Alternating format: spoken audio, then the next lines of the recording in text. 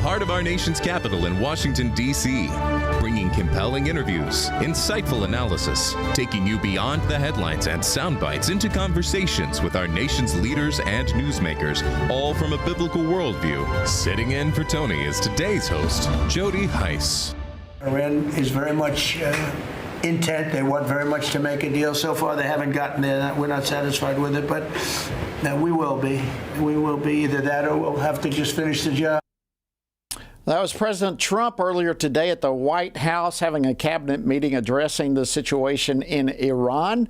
Welcome to this Wednesday, May 27th edition of Washington Watch. I'm your host today, Jody Heiss. An honor to be sitting in the shoes of Tony Perkins, and thank you so much for joining us today. A lot to bring your way. Coming up, Florida Congressman Greg Steube will join me for a discussion about the negotiations with Iran. We'll also be talking about the ongoing protests outside an ICE facility in New Jersey. Then a little bit later in the program, Alabama Attorney General Steve Marshall will join me to discuss the ongoing court battle over redistricting in the state of Alabama. And Dr. Ingrid Scope of the Charlotte Lozier Institute will break down a new and disturbing report that was released yesterday on how online abortion drug sellers are violating U.S. laws and selling unapproved or misbranded abortion pills. So all that and much, much more coming your way straight ahead on Washington Watch.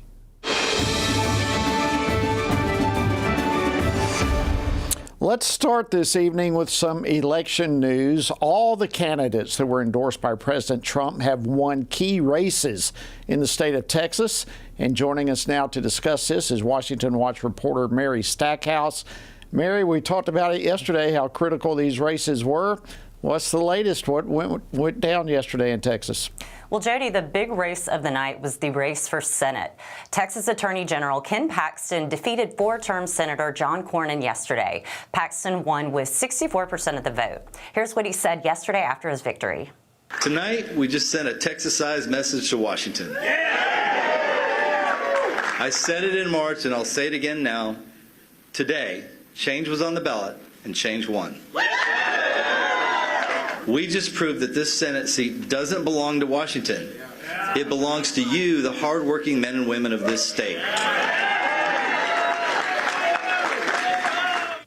Now, Paxton's win, of course, puts him on the course to face Democratic State Representative James Talarico in a race that could help decide control of the Senate. It may also become one of the most expensive in U.S. history. Now, some Republicans have concerns that Paxton might struggle in the midterm elections because of some controversies and scandals that have followed him. That includes allegations of corruption as well as securities fraud charges. In the race for Texas Attorney General, conservative state Senator Mays Middleton defeated Congressman Chip Roy. Middleton will face Democratic State Senator Nathan Johnson, and we will closely be watching those races. Jody? Yes, we certainly will. It just started last night in Texas. Much more to come in the election. All right, Mary, if I can, let's turn to Washington. Trump's influence there as well. They're held a very important cabinet meeting today dealing with Iran. What do you know about that transpired in that meeting? Well, Jody, the conflict in Iran was a really big focus in today's cabinet meeting. President Trump said that he's not yet satisfied with a deal with Iran. He added that the U.S. was not discussing easing sanctions on Iran.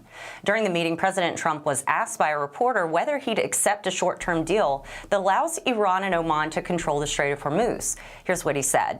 The strait's going to be open to everybody. And who would control it? It's international waters.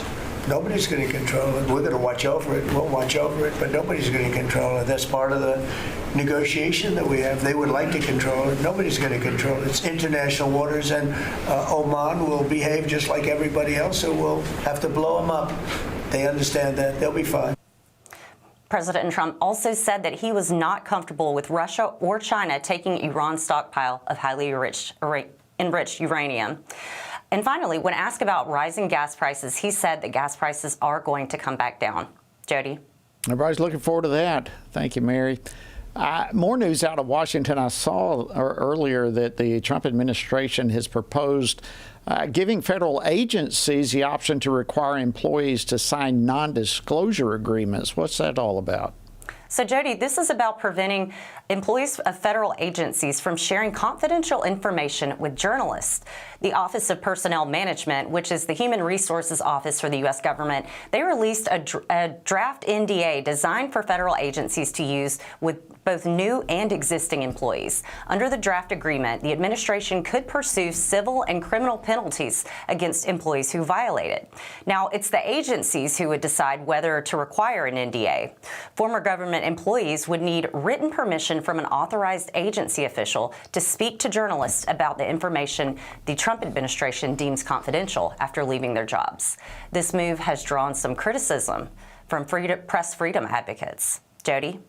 All right, Mary, as always, thank you so much for these updates. We appreciate it a great deal. I want to go ahead and jump over now and get a congressional perspective on some of these issues. We want to begin by talking about Iran and getting some updates there. But earlier today, some Democrat members of Congress visited a federal immigration detention center in New Jersey where protesters have been demonstrating in recent days.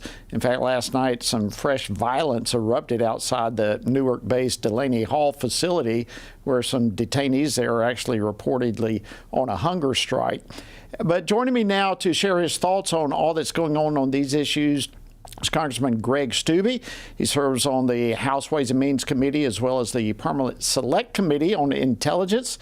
He represents the 17th Congressional District of Florida. Congressman Steube, always great to see you and an honor to have you back on the program. Yeah, thanks for having me. All right, let's start with Iran. Really curious to get your take on what you think, where we are in this process and what you're hearing on where this is moving forward. Well, it sounds like diplomatically there's still negotiations going on between different parties. Obviously, with the president, he's very clear on things that can't happen. We can't allow the Iranians to have control of the Strait of Hormuz. They can't have nuclear dust or any type of nuclear capabilities, and their missile capabilities can't endanger our service members or our allies in the region. So until they agree to those specific things, I don't think you're going to see any type of agreement. The barricade that is going on there, the naval blockade, will continue until either there's an agreement in place or there's not an agreement, and I feel like the president's probably going to move forward with whatever military plans he had in place. Oh, it sounds like it's really important that we get on the same page here. Evidently, the new supreme leader of Iran is, at least reportedly, declared that Israel will not live to see another 15 years. Saying death to Israel and death to America. I mean, these are pretty strong slogans, if not more than slogans, and yet we continue to see Democrats opposing everything that the Trump administration is doing to try to make sure that these threats are not imminent. So where do you see all this going? Are the Democrats going to stand in the way, or are we going to finish the mission here? Well, first of all, the Iranians are going to continue to talk that way and say things that obviously they can't back up with any actions. Their Navy's at the bottom of the sea. They don't have any air capabilities. We have air superiority in the area. So they're going to say those type of things to satisfy their IRGC base and some of the most crazy individuals in their leadership. But I would love to know. I don't know who Marco and the administration is negotiating with. That's obviously not the type of things that they're talking about.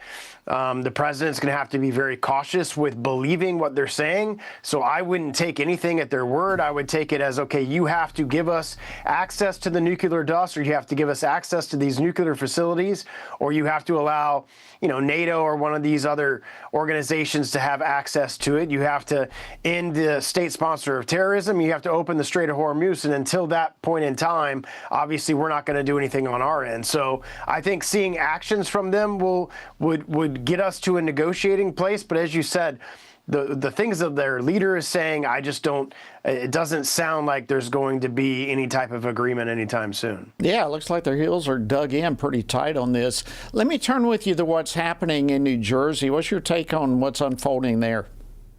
Well, that's completely not acceptable. You cannot have individuals blocking federal buildings. You cannot have individuals blocking federal officers in their duties.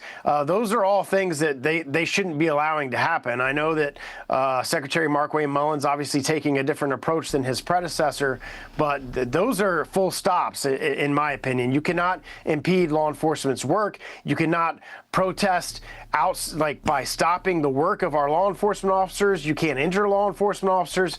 So those are the type of things that I would obviously be taking steps to remediate. I don't know. I don't have all the details that's going on there, but those should be things that we don't tolerate as a nation. Yeah, and as several New Jersey Democrats, we'll just put it that way, they've at least opted to spread misinformation on Memorial Day. We all watched a lot of that, but expressing outrage over the living conditions on inmates there at some of the ICE facilities and so forth. And yet, from what I understand, the conditions there are a lot better than most prisons that we have, to put it lightly. But we just have this continual anti-ICE sentiment. It's kind of like the defund the police movement. Did the Democrats not learn anything from the defund the police movement that they created? No, and all these progressives continue to walk down that path together. I mean, you had the mayor of Minneapolis posting about George Floyd on Memorial Day. I mean, just things that he knows is going to enrage everyday Americans because he has to wave this huge progressive flag. It's pretty fascinating that they just keep going down a route that clearly the American people don't support. Everything from men and women's sports to not supporting our law enforcement. They support open borders, and we saw the tragedy that brought on our nation. Yeah, and now they continue to want to not fund the Department of Homeland Security. I mean, that's a critical funding piece for the sake of our nation. What are you hearing about that? Is it we're going to get that the House done? has passed that 4 times. We've passed funding for the entire agency. Finally, we got DHS funded, everything but ICE and CBP. Again, we have passed an ICE and CBP funding bill. It is now sitting in the Senate. We're waiting for them to send us something. Everything is the problem is the Senate. And when Thune is not willing to nuke the filibuster to pass conservative wins for the American people, here we sit where he has to go and negotiate with Chuck Schumer. So anything over there has to pass by 60 votes. So they're trying to go through this reconciliation process to send us a bill that we can vote on. But everything just keeps getting railroaded over there because you can't even get a majority of senators to do anything. The way to accomplish this is to nuke the filibuster, to get us conservative wins, send us a bill that we can pass in the House. And until then, the Senate holds all the cards. Well, and until then, we've only got about a minute or so left, but you've introduced some pretty significant pieces of legislation on the immigration topic. 30,000-foot view, what are you trying to accomplish? I want to get our ICE officers and our CBP officers more pay. I think they should get hazardous duty pay for going into these cities where they're attacked like this. I think that's the least that we can do is increase the pay for these officers that are laying their lives on the line every single day to keep us safe. Well, it's a big issue across the board.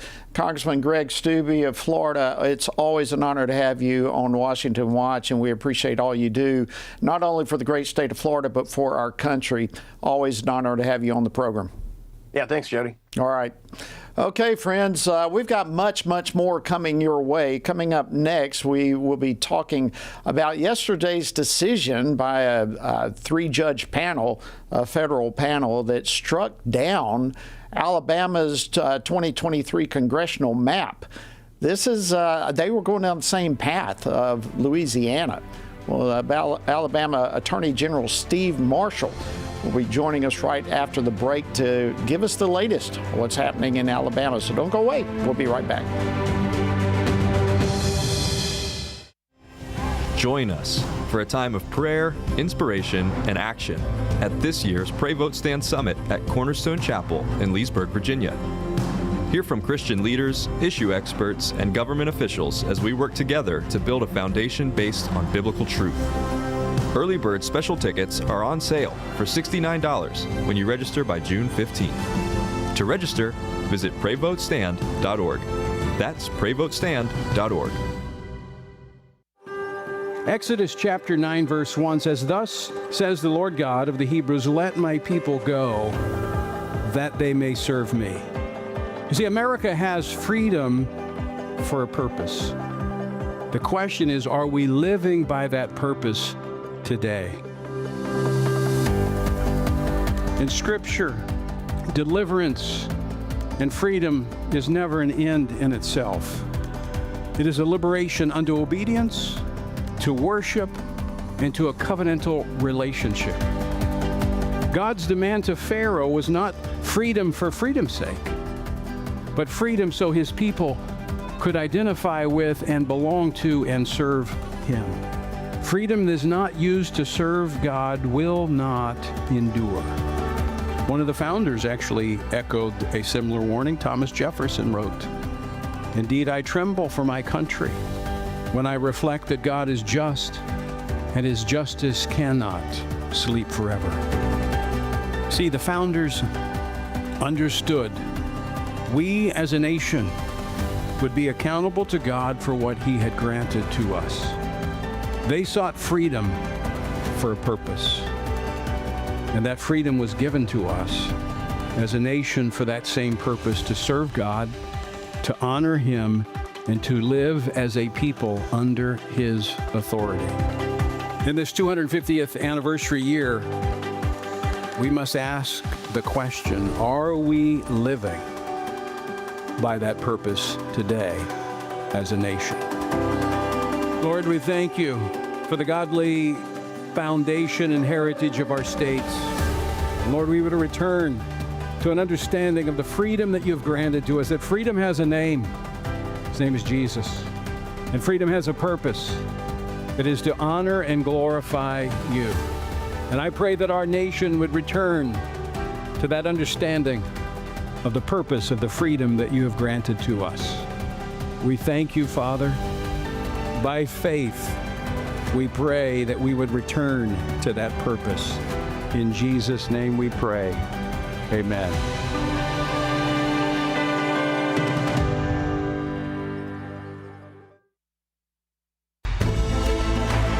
Welcome back to Washington Watch. I'm your host for today, Jody Heiss, filling in for Tony. Glad to have you on board with us. All right, yesterday, a federal 3-judge panel struck down Alabama's congressional map of 2023. They described it as, quote, intentionally discriminatory. Alabama, I should say the Republicans, Alabama Republicans, had tried to go back to that map, which had been used for a long time, following the U.S. Supreme Court's decision last month regarding the Louisiana case. Like Louisiana, Alabama had been forced by a judge to redraw their maps to include a second majority black congressional district. And of course, the argument is that that gives Democrats an advantage. But in the Louisiana case, the Supreme Court determined that the state did not need to create a new majority-minority district in order to comply with the Voting Rights Act. So basically, it just rendered the judge-ordered map an unconstitutional racial gerrymandering. So, bottom line, the question is whether or not Alabama's case is going to be headed to the Supreme Court. Well, joining us now to discuss this case is Alabama Attorney General Steve Marshall. General Marshall, welcome back to Washington Watch. Great to have you.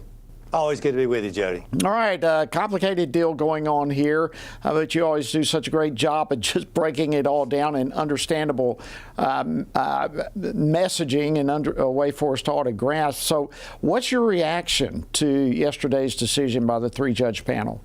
Yeah, Jody, it feels like same song, different verse. You had a 3-judge panel that clearly did not want to rule in Alabama's favor when we had this case heard before them initially, just doubling down when 6-3 vote of the U.S. Supreme Court, remanding our case, vacating their prior injunction, and setting forth reasonable and appropriate standards to the Calais case from Louisiana.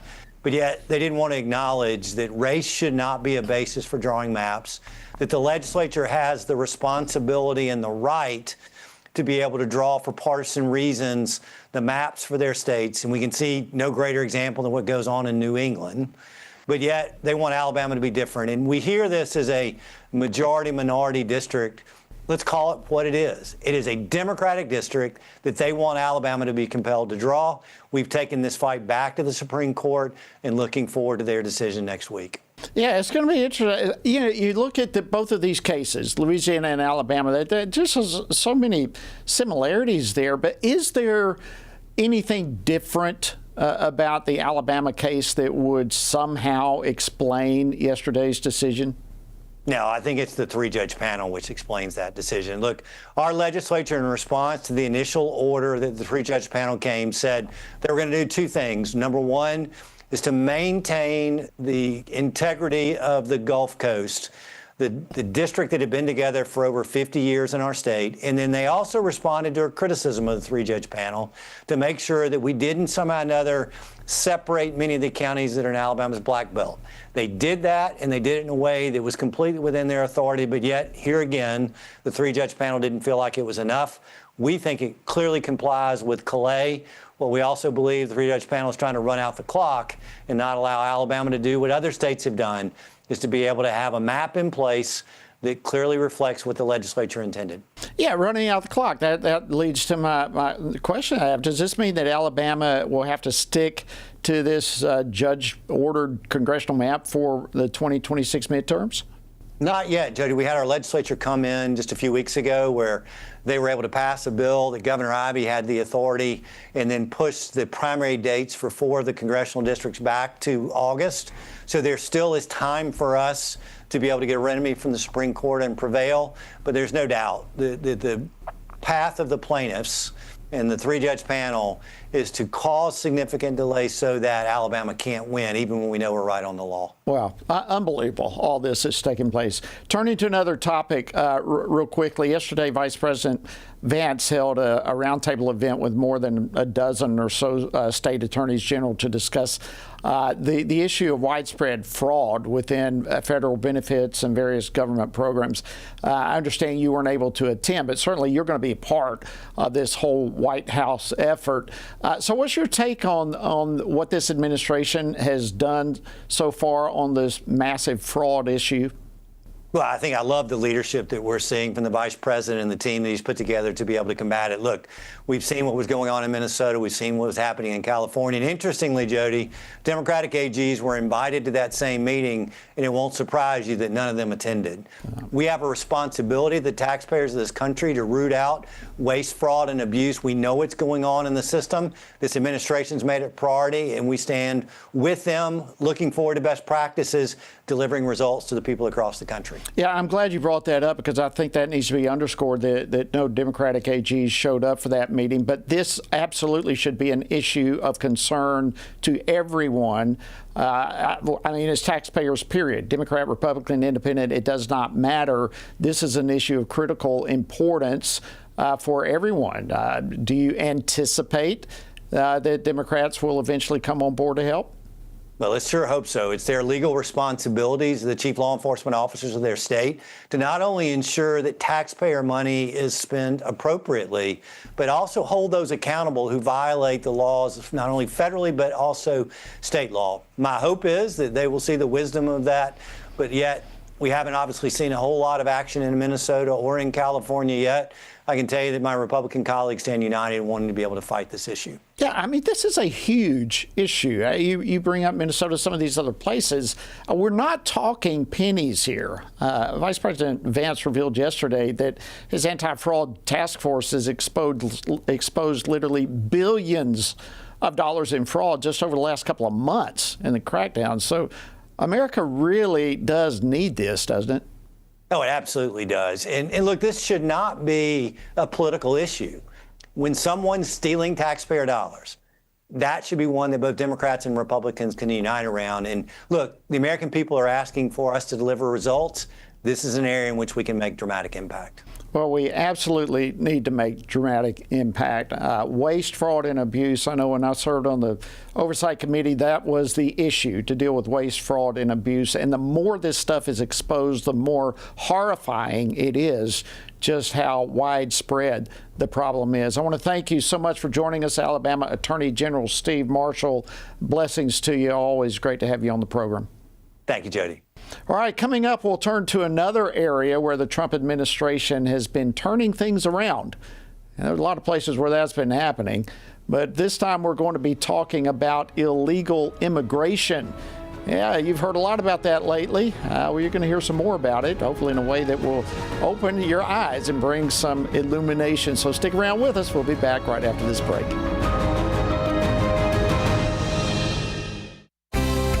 Join Family Research Council for a journey through the book of 1 Samuel. Come witness the rise of Samuel, the fall of Saul, and the calling of David, and how each person's heart posture before God shaped their path and legacy. Order Tony Perkins' study guide, 1 Samuel, Longing for a King, to help you respond faithfully to God's voice in every season of life. Get it now at frc.org/store or text Samuel to 67742. One nation under God. America's undeniable foundation of faith.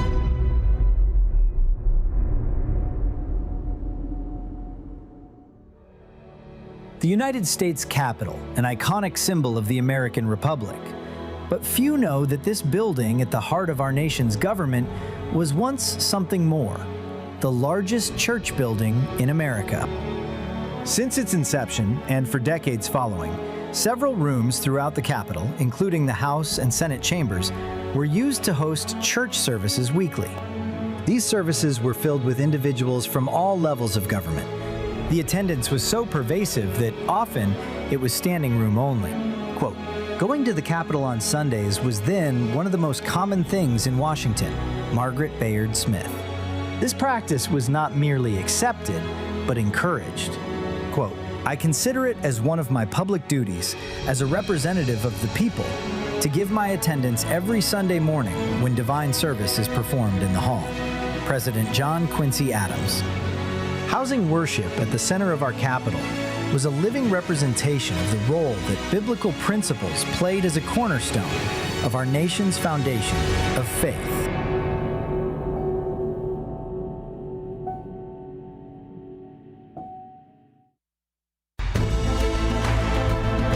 Welcome back. Thanks so much for joining us today on Washington Watch. I'm Jody Heiss, filling in today for Tony.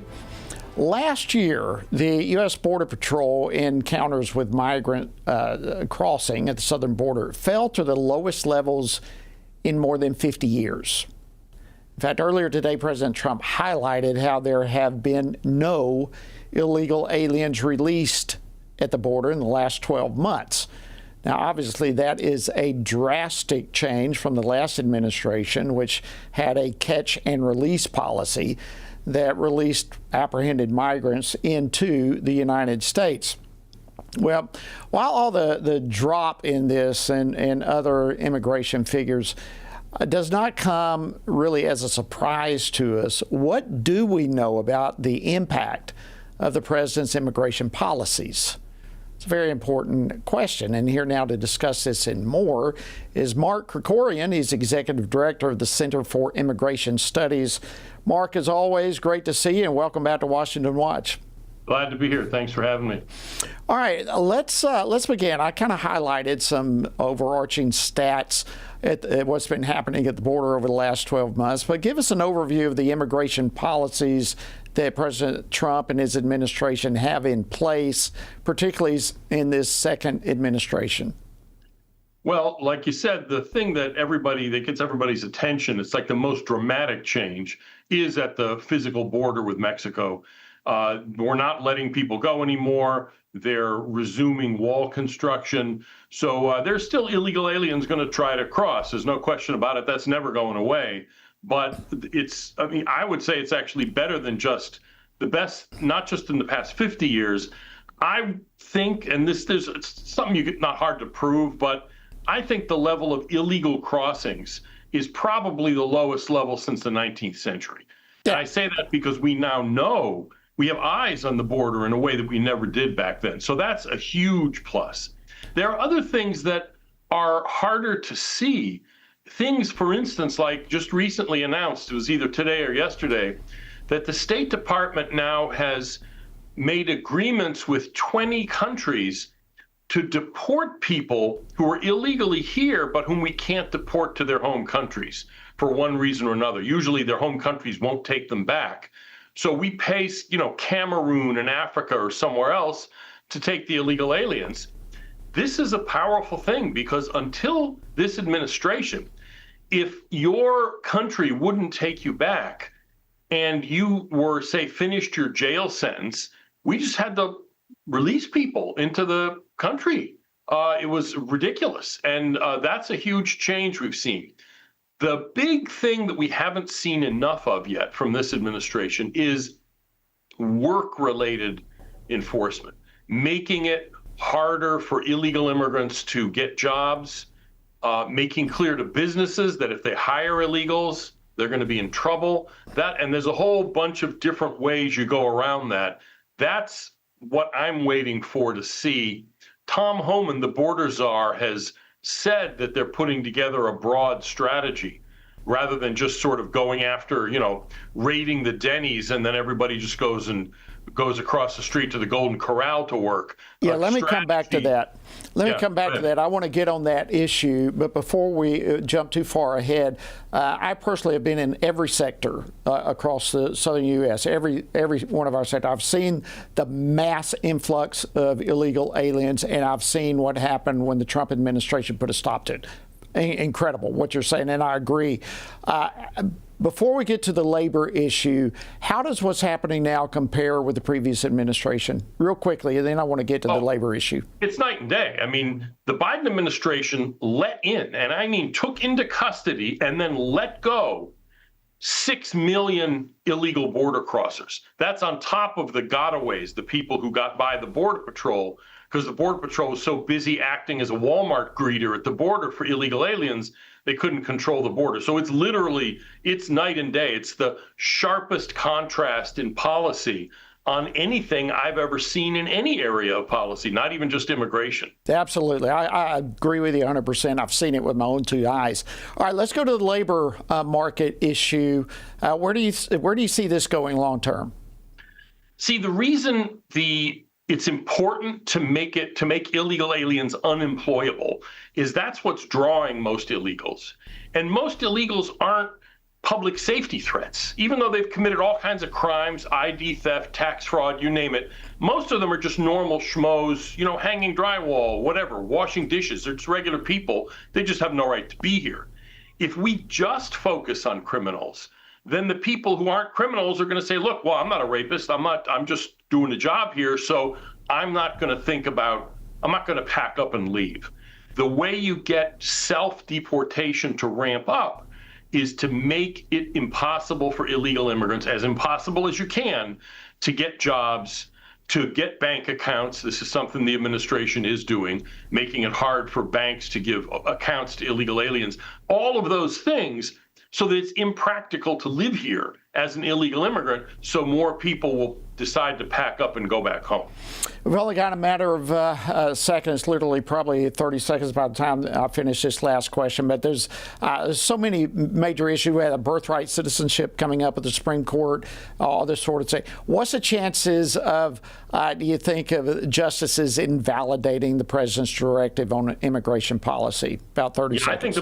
I think the president's going to lose that case, not because the Supreme Court is going to say our crazy birthright citizenship rules are in the Constitution. I think what they're going to say is that Congress has the power to change it, maybe, and if they do, then we'll take the case, but the president can't do it on his own. But even that would be a win, because it would say Congress has the authority to change the rules that we're now using. Thank you so much, Mark Krikorian of the Center for Immigration Studies. Great discussion. All right, friends, coming up, a huge report yesterday on abortion drug sellers. You need to be informed. Stay with us. We'll be back. I think all people really need to have this type of education. Well, I can tell you that it's been an amazing course, period. I think this course is a reminder that a biblical worldview should really impact everything. It impacts our government from the federal to the state to the local. It should impact what we're doing with our families and with our work. God and Government, is a video-driven, Bible-based training course from Family Research Council that explores the connection between biblical principles and American government.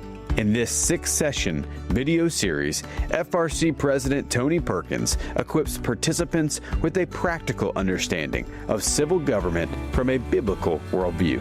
I would encourage all people to take it. I almost wish I would have took it earlier, that I could have taught my kids this. I wish I had known these things when we were homeschooling, because I think children and my adults now would just greatly be influenced by that information. So I'm an attorney, and for me, it gives me some direct practical knowledge of what I can do to try to impact my legal community, to make better legislation, to try to encourage legislators to make choices that have a biblical worldview, which is what we really want. Any pastor would benefit from taking this course because we are dual citizens, right? We are citizens of the kingdom of God, but we're also citizens of this great land, and that comes with responsibility. Even as someone who has been involved in these types of issues for a while, you're learning little bits and pieces of new stuff all the time. But it's also approachable enough that newer people, younger people, high school, college students, they can really glean something from this. So I would encourage everybody to take this course, whether it's the videos, whether it's doing it in person. Bring your Bible study group through it, bring your homeschool group through it, and equip yourself for these challenging days ahead. View the course at frc.org/God and Government or on the Stand Firm app.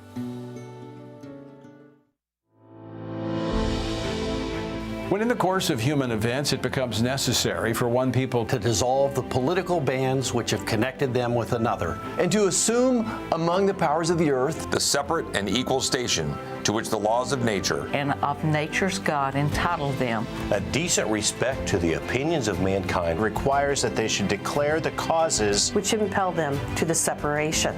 We hold these truths to be self-evident.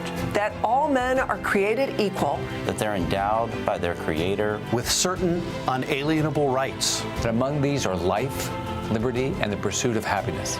That to secure these rights, governments are instituted among men, deriving their just powers from the consent of the governed. Happy 250th. Happy 250th. Happy 250th. Happy 250th birthday, America. May God bless America.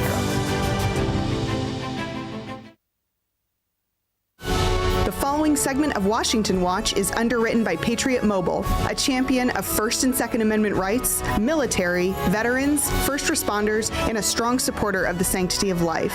To learn more about Patriot Mobile's nationwide service across all 3 major U.S. networks, go to TonyPerkins.com.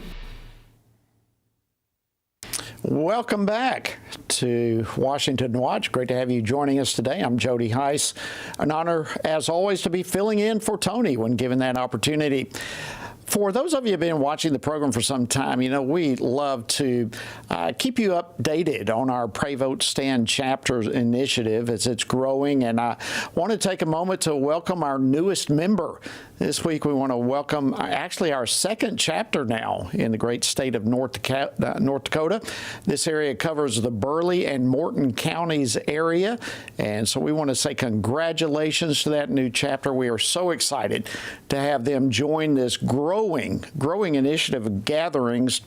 And these gatherings, by the way, they're rooted in the local church, but they're committed to prayer, to biblical engagement, and a cultural impact. So we're so thrilled to have this new chapter on board in North Dakota. And for those of you who would like more information on the chapters, how you can start one, or how you can join one, simply go to frc.org/chapters or text the word chapters, and that's plural, text chapters to 67742. Now, for those of you who are old enough, you will remember that there was once a time in America when Democrats said that their approach to abortion was to make them safe, legal, and rare. But today, because of the abortion drug mifepristone primarily, as well as the Biden-era removal of safety measures, we've seen abortion numbers climb. We're watching abortion levels become greater than ever, and abortions themselves more dangerous than ever, largely because of the no longer requirement for dispensing requirements. But it's not only that is the problem. There's a lot of law breaking that's taking place as well, both outright law breaking as well as out of sight. Well, yesterday, the Charlotte Lozier Institute released a report on how many online abortion drug sellers are indeed violating the laws. They're exceeding FDA safety standards or selling unapproved and misbranded drugs to consumers. And really, the findings are just egregious. And joining us now to go over them is board-certified OB/GYN Dr. Ingrid Skopp, Vice President of Medical Affairs at the Charlotte Lozier Institute. Dr. Skopp, welcome back to Washington Watch. It's great to have you. Thanks, Jody. It's really great to be back with you. Well, this is a very important and disturbing report that's come out. So let's just start with some of the U.S. laws that are being violated. Can you go over some of that with our viewers and listeners?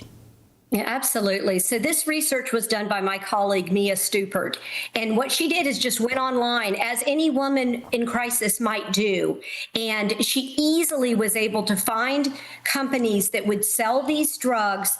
Many of them are outside of the formal U.S. medical system. That means these are unvetted drugs being sent in from international distributors. That is against the law. But additionally, she demonstrated that 4 out of 5 of the companies were willing to go past the FDA's recommended use of these drugs. So the FDA says limit them to less than 10 weeks because when a woman is further in the pregnancy, failures are much, much higher. Retained tissue that often requires surgery in emergent conditions. And yet 4 out of 5 went higher. And even months higher than what the FDA recommends. They also demonstrated that really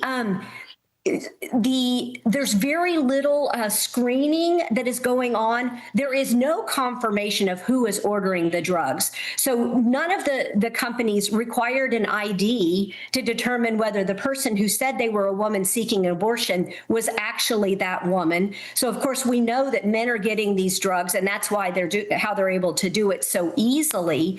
But even the screening that should be done to rule out an ectopic pregnancy or discover if a woman is at risk for that, which can be potentially deadly. This is not being done. So we see that really the American public have been given a bait and switch by the FDA. The FDA, by the way, continues to require prescribers of mifepristone to have the, quote, ability to rule out an ectopic, to accurately determine gestational age, to provide surgery when these drugs fail, and they fail frequently. And yet the fact that they have the ability, it doesn't mean that the FDA is holding them accountable for doing those actions. So it's been demonstrated on a number of occasions that women with obvious risk factors ordering these drugs, that the companies are still willing to send them the drugs without verifying that they're not at risk for a catastrophic complication when they take the drugs. Yeah, this is so egregious on so many fronts, what's happening here. If you could kind of take all that you just said and capsulize it for us, what stood out to you in this finding that was most disturbing? We suspected this was happening, but it was very interesting to see that the drug companies advertising are willing to blatantly advertise that they are breaking the FDA's regulations. Wow. So they're not shy about it. And it's important to know this was merely looking at the websites. This didn't really demonstrate whether they even hold themselves to the standards that they say they do. So for example, if Aid Access says they'll mail the pills out up until 14 weeks, there's no demonstration that if a woman who knew she was 20 weeks pregnant lied and said she was 14 weeks along, there's no demonstration that they'll verify that she's actually only 14 weeks. Wow. Now, you are a board-certified OBGYN. The abortion industry loves to claim that abortion is health care. We've all listened to this for decades, literally. But is it being treated in reality as anything remotely resembling health care? I think that this study particularly demonstrates that abortion is occurring absolutely outside of the healthcare system. So women aren't even walking into a brick and mortar facility many times where they have pre-abortion testing. They look an abortionist in the eye and presumably get informed consent counseling. All of that looks like the good old days of good care, which of course it wasn't good care even then because so many women did not receive an adequate informed consent. But that's gone by the wayside. And currently in fact, they are actually promoting to women to get the drugs in advance of pregnancy. So there's nothing that's even stopping them and saying, hey, are you pregnant? Before we give you these drugs. So I've spoken to women, their friend gave them the drugs. Of course, there are do-gooder organizations all over Texas where I practice handing the drugs out to women with no verification of any of gestational age, of any risk factors. So what you mentioned earlier, I think we should recognize that instead of safe, legal, and rare, the abortion industry has now become abortion access over safety. They don't care if the women become collateral damage, and many of these women do suffer significant complications. They don't care as long as the woman, the minute she finds out she's pregnant, that she has access to these abortion drugs. And let me tell you, the other thing is that so many of these women do take those drugs immediately and they regret it almost immediately. Wow. So they're not even giving themselves a chance to think about what do they really want to do. So, I think all of us can see how evil this ideology is, but they don't care about the women. And there are active ways in which they are suppressing the detection of complications. They tell women not, if they should seek care at an emergency room, not to say that they took the drugs, to pretend like they're having a miscarriage. And Charlotte Lozier's research has documented that over 80% of women are miscoded when they go to an emergency room. Wow. So the doctors don't know what's going on. The women aren't telling. The abortion industry tries to create fear, implying that they'll be prosecuted, which of course they won't. But of course that ties a doctor's hands. He doesn't even know what he's dealing with. And so of course the women continue to suffer because sometimes they don't get the care they need, which is usually surgery to remove the retained tissue that their body's been unable to expel. Wow. Thank you so much for bringing this information our way here on Washington Watch. Dr. Ingrid Scott, Vice President of Medical Affairs at the Charlotte Lozier Institute. We appreciate you joining us. All right, I want to bring in now our next guest as get an FRC perspective on the findings of what we were just talking about. And joining me now is Mary Zock. She's the director of the Center for Human Dignity here at the Family Research Council. Mary, as always, thanks for joining us. Good to have you. Thanks for having me back, Jody. All right, so I'm sure you just heard that last segment with Dr. Scott. What are your thoughts on this report? Well, it's not especially surprising to me that that operators online who are designed to be hitmen, what Pope Francis, the late Pope Francis, often called hitmen, who are designed to provide a drug that kills an innocent unborn child. It's not surprising to me that those people don't care about the mother either. It's not surprising that they are not concerned with additional casualties. These are people who have made it their life's work to kill unborn children. And what is surprising, though, is that the American people have stood idly by and watched while this happens, allowing our legislators to our legislators and our administration to not actively step in and do something to put an end to this. Yeah, I think largely the American people are in the dark. There's groups like us trying to get the word out, but most people are not aware that this is taking place. And certainly this is an area, as you say, the administration could step in. Now, at the beginning of this segment, Mary, I recalled the old Democrat slogan that they want abortions to be safe, legal, and rare. But when it comes to abortion policy these days, what we're really seeing is a far, far cry from any of that, isn't it? It certainly is, and we saw this when, with the Louisiana case, that when there was a halt on mailing mifepristone through the mail, we saw the abortion industry say, "Well, hey, if that goes into effect, if they actually are not allowed to mail mifepristone to abusers or whomever they're sending it to, that they would instead mail misoprostol." Now, misoprostol is a drug that has many valid uses. It's very helpful in many ways. It can be used postpartum. It is used by OBGYNs often, but abortionists have used this drug to cause abortions. The problem there is obviously that it's killing an unborn child, but also that the complications for mothers go through the roof when misoprostol is used alone. That there's an increased risk of hemorrhaging, of uterine rupture, and an increased risk of the unborn baby being born alive and dying very sadly shortly thereafter. Wow. I know Dr. Scott mentioned this briefly, but maybe you can go into this further. But because of all of the Biden era policy on this, the whole thing, just doing away with so many restrictions and so forth, it's really paved the way for men to get involved in this and really to for their involvement in aborting babies without the mother's consent. And this is not just hypothetical. I mean, this type of thing is happening.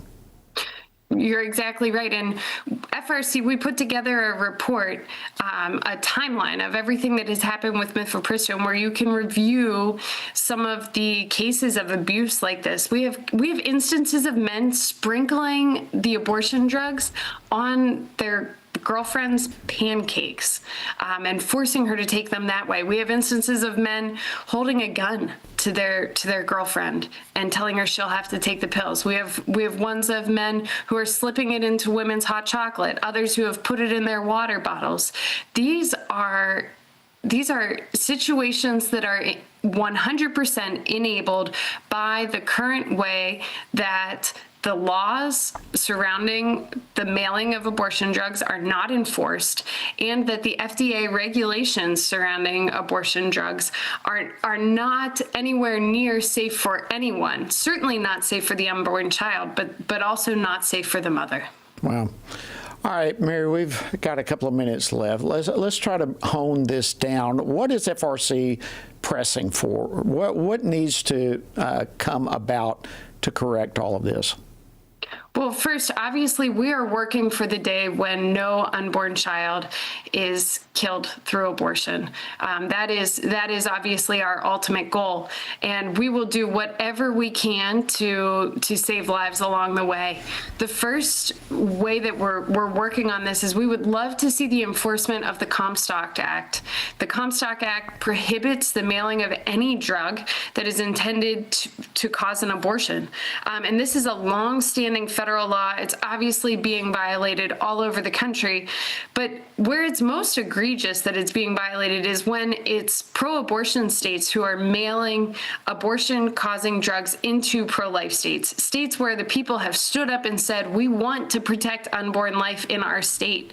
And a state like New York or California has an abortionist there who's willing to just mail a drug there. Wow. So first thing we're trying to do, enforce the Comstock Act. Second thing, get the FDA to revoke the approval of mifepristone altogether. Wow. Those are, I hear you saying that, Mary, both of those ought to be very doable. They are, we're not talking massive, heavy lifts to get those things. It's abide by the law. Basically is what we're talking about, and that should be something easily done. I want to thank you, Mary Zock, as always, for joining us. An honor to have you. Mary is the director of FRC's Center for Human Dignity. Thank you for joining us. All right, friends, that wraps up this day and this edition of Washington Watch. As always, thank you so much for joining us. Hope you have a fantastic evening, and we'll be back with you again tomorrow at the same time right here on Washington Watch. Washington Watch with Tony Perkins is brought to you by Family Research Council. To support our efforts to advance faith, family, and freedom, please text GIVE to 67742. That's GIVE to 67742. Portions of the show discussing candidates are brought to you by Family Research Council Action. For more information, please visit TonyPerkins.com.